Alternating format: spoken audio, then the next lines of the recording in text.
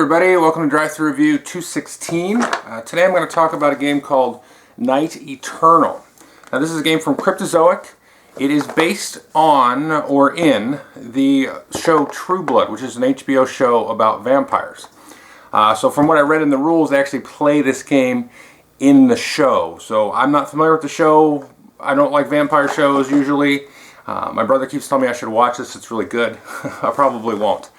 So I got this as a review copy from Cryptozoic, and I was kind of like, what is this, licensed game business? This is probably going to be bad. So I took a look at the rules and started reading the rules, and I was like, oh, this is kind of interesting because it has a mechanic that is indicative or similar to a mechanic that's in a game called Lords of Scotland and also in Three Dragon Ante, which is a bit of an older game, no longer in print. A game that I've enjoyed. And Lords of Scotland is a big hit with my group at work. I play games at lunch with my work group, and I thought one of the guys at work was into True Blood, but it was a different show, like Tudors or something, not related at all. So I didn't know what to expect with this, but let me show you how it works, and then I'll tell you what I think. So it's a card game for 3 to 5 players, and it's got some elements that are kind of remind me of poker. But let's just jump in and see how to play. Now the game comes with 2 decks of cards here. We have what's called agent cards here, and these are the ones with the blue back you can see there. And you can see there's a different types. We've got authority agents, and then we also have monarchy agents there. So you're going to get a hand of 5 of these to start the game. You can see there's sort of a power value, and then there's an ability text there. So you're going to start with 5 of these in your hand, and you're also going to start with one of these immortal cards. So again, these have brown backs. And you all have monarchy immortals as well as authority immortals. So there's basically 2 factions. And these immortal cards have a little bit larger power values and a little bit more nuttier effects. Now, as you can see, there's 2 factions in the game. You've got the monarchy faction and the authority faction there. Now, each player is also going to get a disc that they will be flipping throughout the game to kind of show their allegiance. The game also comes with this cool little pouch here.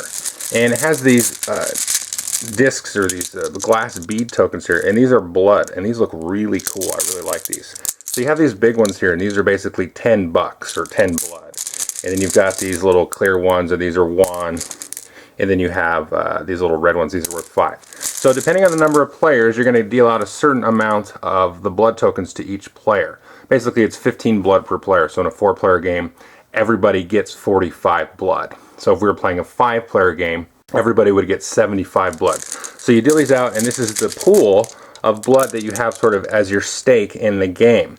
And the game will end once one player is out of blood at the end of a round, because it's possible to go negative and then get some blood back or maybe win some blood, and so then you keep playing. But if at the end of the game anybody has 0 or even less basically in blood debt, as the game says, then the game will end. Whoever has the most blood left at that point will win the game. So the first thing you're going to do each round is flip over one of these immortal cards. And so we can see here this is a monarchy immortal. So we're going to take that and put that down sort of in between in the center of the board here. Now you can see this has a 5.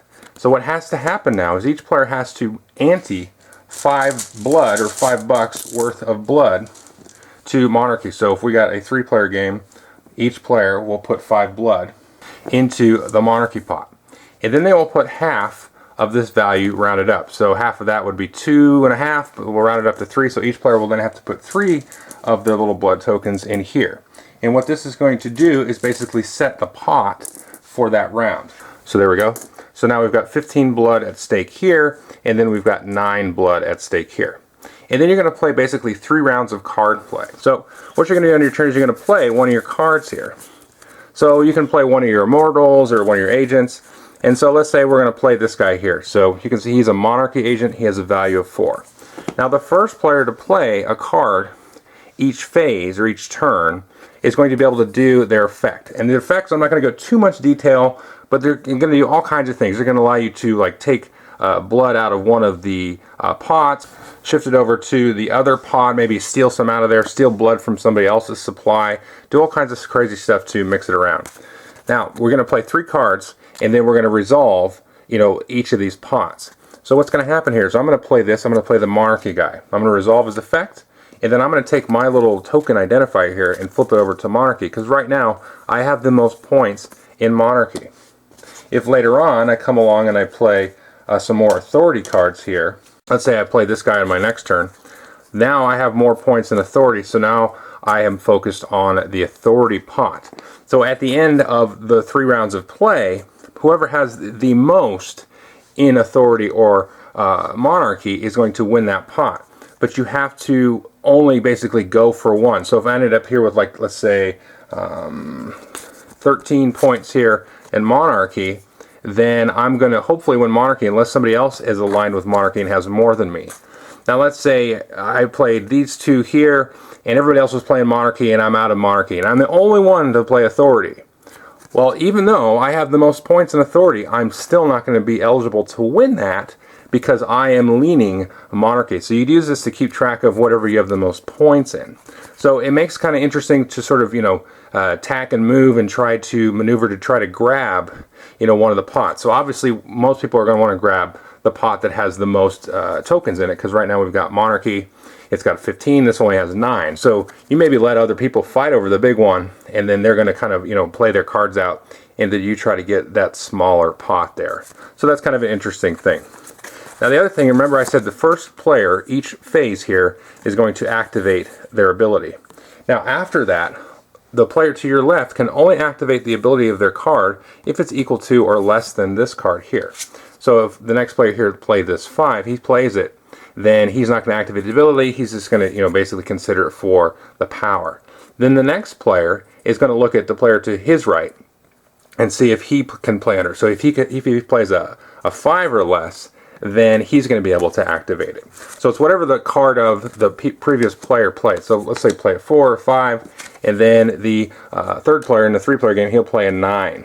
That's going to end that phase of the game there, and then after everybody's played one card, then we're going to take a look at whoever played the highest card for that round, and they're going to lead off the next. Now if 2 people are tied, then whoever is the highest that is not tied. So if 2 people had played a 9, and then we look at the next player in this case, and so they played a 4, so they'll lead off. So that's an interesting dynamic as well, because you won't necessarily get to activate the effect if you're playing a high card late, but you're going to get first in on the next round, and then no matter what, you're going to lead off and you're going to activate that effect, because the order of operations of who plays the effect is going to get reset every time everybody plays a card. So even if I had like a 10 or 11, if I'm leading off the next round, the first player always gets to activate that effect. So you basically play 3 rounds of cards, and sometimes you'll have different effects that'll make you discard other people's cards or maybe get an extra card in there. But after you play 3 rounds, you're going to look at who has the highest, like I said. So whoever is leaning monarchy and has the highest monarchy is going to win this pot, and then whoever has the highest authority and is also, of course, leaning authority is going to win that pot. You're going to discard all the cards, and then everybody's going to draw 1 agent card at the end of each round. Now there's a couple other little rules to consider here. So the interesting thing is if you ever have 3 cards in front of you, because remember you're going to play 3 cards and then resolve, if you ever have 3 cards in front of you that are the same name, immediately when you play that 3rd card, you're going to take the middle value card and steal that much blood from all the other players. So we're doing this boom, boom, and then I play that. The middle value between all these is the 9, so I take 9 blood from everybody. So that's pretty cool. And that might be something you kind of want to hold cards for if you get dealt like, 2 loyalists at the start of the game. You go, okay, I'm going to try to hold these off, and then, try to draw another loyalist, through some other card effects or, taking the cards at the end of each round. And so that can be some interesting things. So if you play 3 of a kind, basically you steal that much blood. Now, if you get down to it's your turn to play a card and you've only got 1 card left in your hand, you have to draw back up to 5 agents. But then, when you do that, you have to pay in blood back to the bank one of the values of cards in front of you. So if you have 2 cards in your hand, let's say we're going to start a round, and then you played this 11 in front of you, and it comes back to your turn. Now that you have 1 card you're forced to draw, well, there you got to play 11 blood. So that's also something to consider when you start to run out of cards. You don't want to be stuck, holding on to these high cards too much, kind of waiting for a big pot, because again, the pots are going to change based on the immortal. So there's a little bit to consider there. If you ever get like somebody attacks you and you discard a card and you don't have any, it's not your turn, then you draw up to 5, and it's the same rule. Any cards in front of you, you're going to have to pay. So for some reason you don't have any cards in front of you, you get attacked like really early, then you're going to basically pay whatever the first card that you draw is in blood. And that's pretty much how you play the game. Okay, I hope you enjoyed the overview. I really didn't expect anything out of this game. Just kind of showed up, and I was like, okay, thanks, but this doesn't look very good. So I cracked it open, and I was like, well, okay, let's take a look at it, and we played it. And I basically told my friends at work, oh, it's kind of like Lords of Scotland. They're like, throw it on the table, let's play it, because they love that game.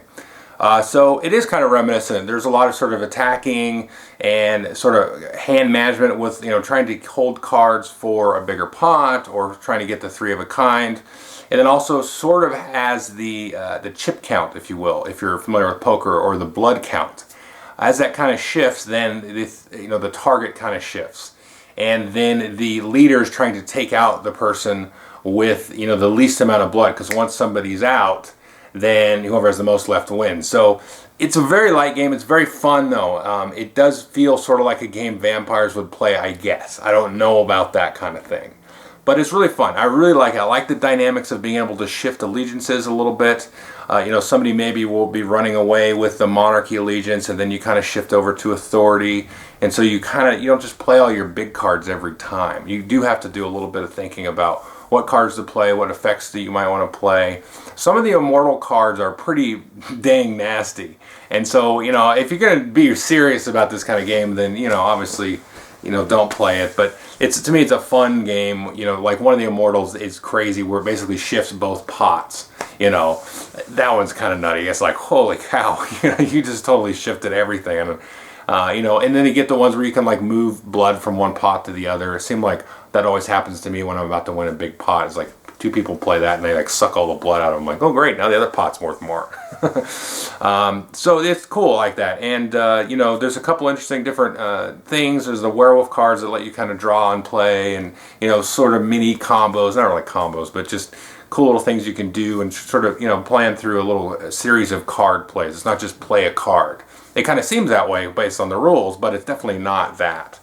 So I don't know, if you're a fan of the show, I guess you'd take a look at this, but if you want sort of an hour filler, the game can kind of be swingy, because you could really take somebody out quickly, and I think we had one game that lasted, maybe exaggerating, but it was like 20 minutes.